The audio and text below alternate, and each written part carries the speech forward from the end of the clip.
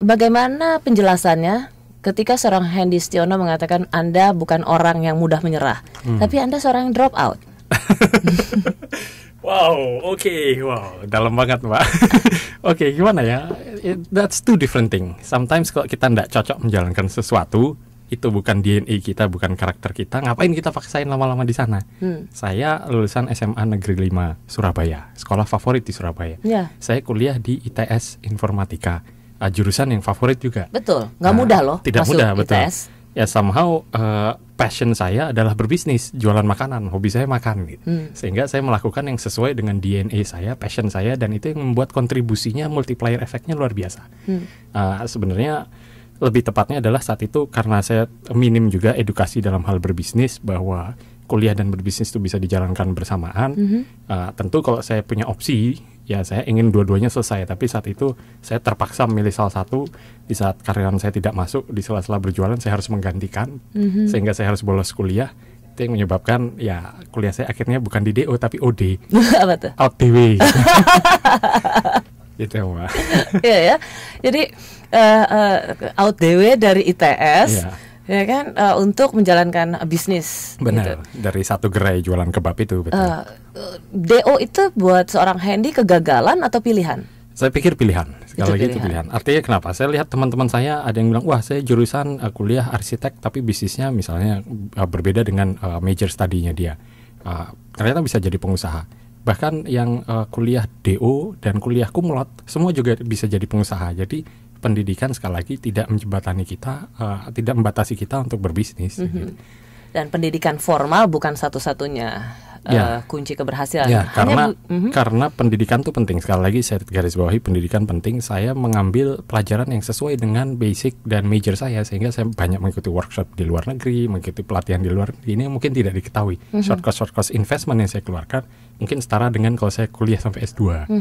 Sebentar, begitu Anda keluar dari ITS, mengoutkan DW gitu, menjalankan bisnis, Anda kemudian lanjut pendidikan itu kalau nggak salah komputer, informatika. Betul. Komputer. Apanya yang relevan dengan dengan makanannya? Ya, saya pikir IT ya kita harus tetap terbuka lah mengikuti apa yang menjadi tren saat ini ya. Seperti kita ketahui jualan pun semua juga integrated dengan IT. Saya jualan kebab tapi back end sistem kita juga IT. Kemudian kita jualan. So kamu ambil itu memang dengan kesadaran penuh untuk membackup bisnis? Ya salah satunya, benar. Jadi salah duanya? Ya kemudian sebenarnya related juga, artinya awareness terhadap penggunaan media internet itu sangat membantu mendukung bisnis kita gitu. Dan ya karena kita integrated 1000 outlet di seluruh Indonesia yang jaraknya berjauhan, salah satu media untuk mengkonekkan itu semua ya melalui IT juga. Pernah nggak dalam diri seorang Hendy Stiono ketika DO dari ITS gitu, kemudian ada perasaan harus membuktikan keberhasilan bahwa keluar atau berhenti dari pendidikan formal atau jalur pendidikan formal, kamu pun bisa sukses. Ada nggak semacam sumpah untuk berhasil ketika menemui kenyataan itu? Ya, saya pikir itu perasaan yang harus dimiliki semua pelaku usaha, terutama di awal. Karena apa? Tantangan saya sebenarnya yang terbesar pada saat di awal saya keluar dari kuliah dan memulai bisnis adalah menghilangkan rasa malu dan gengsi. Terhadap apa? Terhadap malu juga toh? Ya malu dong. DO terus jualan kebab gini tok gitu kan. Ya teman-teman saya yang kuliah satu alma mater, wah Hen lu udah keren pakai jas alma mater, ternyata jualan kebab gini aja. Itu yang memotivasi saya justru saya akan melakukan yang lebih baik.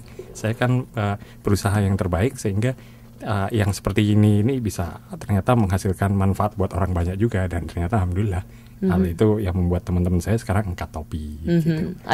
Harus ada pembuktian ya bahwa ketika semua orang ketika Hendy mengambil satu jalan yang bisa disebut gagal itu, kemudian at the end of the day Hendy harus melakukan pembuktian itu kan. Berapa lama sih menurut Hendy pembuktian itu tercapai?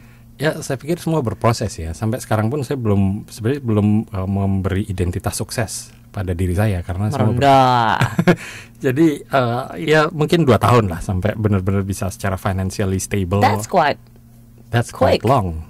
No, 2 tahun membuat usaha 2 tahun stable sih. Ya. Untuk ukuran normal itu sangat cepat. Ya. Ya kan? Jadi ya proses jatuh bangun, ya bleeding, kemudian lack of management team, ya itu terjadi di fase-fase awal yang kemudian memaksa saya untuk terus bertumbuh, terus belajar dan memberi maksimal dengan bentuk tim manajemen yang baik.